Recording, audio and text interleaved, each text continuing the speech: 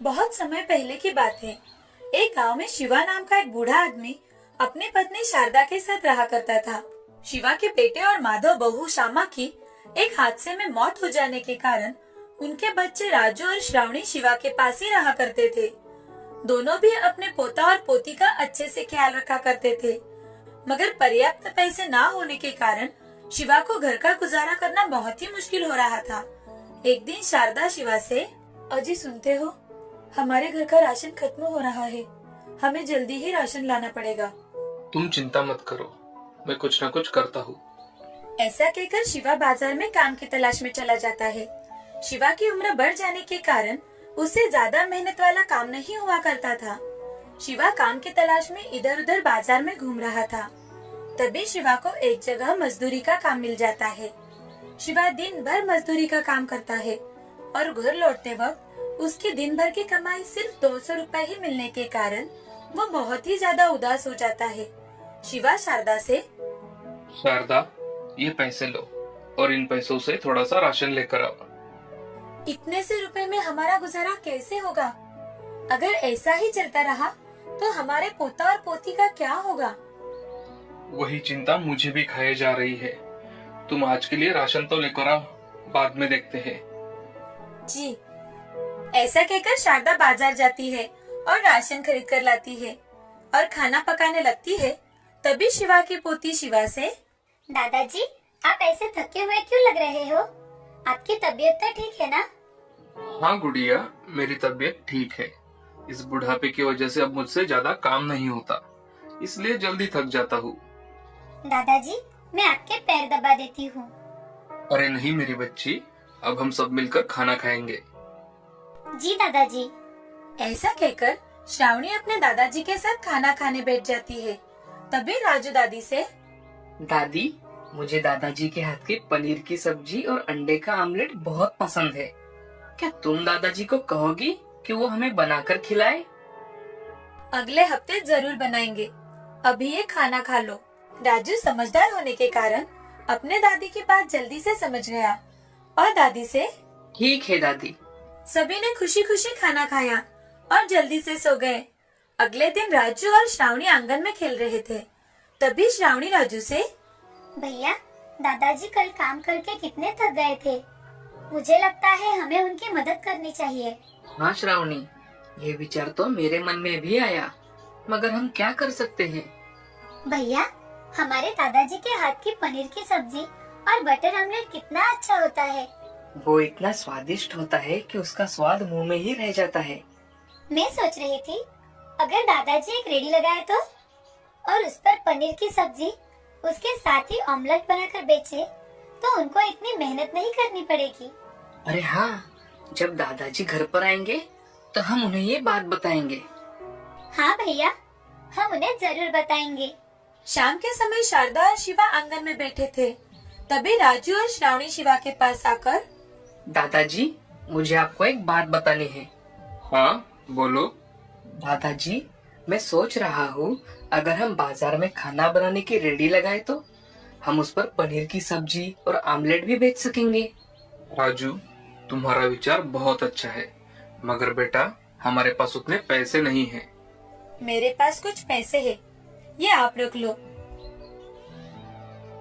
हाँ शारदा, इन पैसों से हमारा काम हो जाएगा। ऐसा कहते ही राजू और श्रावणी बहुत खुश हो जाते हैं। उनकी खुशी का तो जैसे ठिकाना ही नहीं था। दूसरे दिन शिवा बाजार में जाकर एक रेडी किराए पर लेकर आता है। उस पर शिवा खाने के पकवान रखकर बेचने लगता है। आज उनका पहला दिन था और इसी कारण उनके रेडी पर कोई नहीं आ रहा था।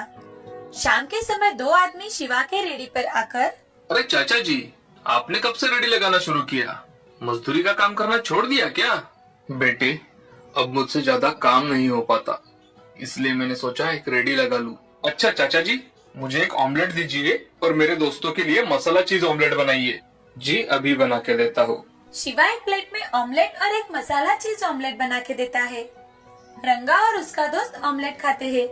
तभी रंगा शिवा से, अरे चाचा जी, आपके हाथ को तो बहुत स्वाद है, मुझे ये ऑमलेट बहुत पसंद आया। आपका ये मसाला चीज ऑमलेट भी बहुत अच्छा है चाचा, हमें बहुत पसंद आया। चाचा जी, मुझे पनीर की सब्जी घर पर पार्सल दीजिए। जी अभी देता हूँ। शिवा रंगा को पार्सल दे देता है। उस दिन शिवा का धंधा ज्यादा नहीं चल पाता, लेकिन जैसे जैसे लोगों को पता चलता है कि शिवा के हाथों में जादू है, उसने बनाया हुआ ऑमलेट और पनीर की सब्जी बहुत ही ज्यादा स्वादिष्ट है। लोगों की भीड़ जमा होने लगती है। उसके साथ ही शारदा रोटियां, दाल, राइस बनाकर बेचा करती थी। शारदा शिवा से, हमने तो कभी सोचा भी नहीं था कि हमारा धंधा इतना अच्छा चलेगा, हमें इतनी तरक्की मिलेगी। हमारे पोता और पोती की आइडिया की वजह से हम हमारा व्यवसाय शुरू कर पाए। हाँ शारदा, हमारे पोता पोती बहुत ही होशियार है। जी, ऐसा कहकर शिवा अपना काम करने लगता है। तभी राजू वहाँ आ जाता है। राजू शिवा से, दादाजी, अगले हफ्ते श्रावणी का जन्मदिन है, तो क्या हम हमारे दोस्तों को घर पर खाने के लिए बुला सकते हैं? ठीक है, तुम तुम्हारे और श्रावणी के दोस्तों को घर पर खाने के लिए बुला लेना। ठीक है दादाजी। राजू खुशी खुशी अपने स्कूल चला जाता है। स्कूल में जाकर राजू अपने दोस्तों से, सुहानी, सुरेश, गोलू, अगले हफ्ते श्रावणी का जन्मदिन है, तो हमारे घर तुम जरूर आना। हाँ, हम जरूर आएंगे। हाँ, मैं भी जरूर आऊंगा। ऐसे ही एक हफ्ता बीत जाता है। राजू के दोस्त और श्रावणी के दोस्त बर्थडे के लिए राजू के घर इकट्ठा हो जाते हैं। शिवा और शारदा श्रावणी के लिए एक केक लेकर आते हैं। तभी श्रावणी अपने दोस्तों के बीच खड़ी होती है और केक को कट करती है, सबको खिलाती भी है। थोड़ी ही देर बाद बच्चे खाना खाने बैठ जाते हैं। शिवा और शारदा बच्चों को खाना परोसते हैं। खाना इतना ज्यादा स्वादिष्ट होता है कि बच्चे भी बड़े चाव से खाना खा लेते हैं। तुम सभी को खाना पसंद आया ना? राजू, ये खाना बहुत अच्छा है, मुझे बहुत पसंद आया।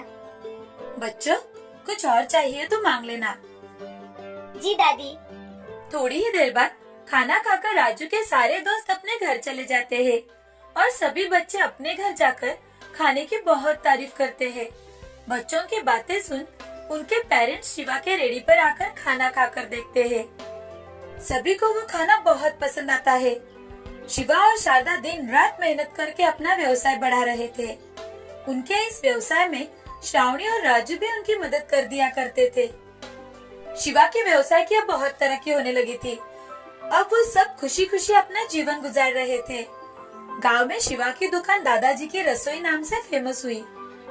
इस कहानी से हमें ये सीख मिलती है कि जिंदगी में हमेशा मेहनत करनी चाहिए। मेहनत करने से रास्ते अपने आप मिल जाते हैं और हमें हमारी मंजिल प्राप्त होती है। कभी कभी छोटी सी कल्पना भी बहुत बड़ा काम कर जाती है।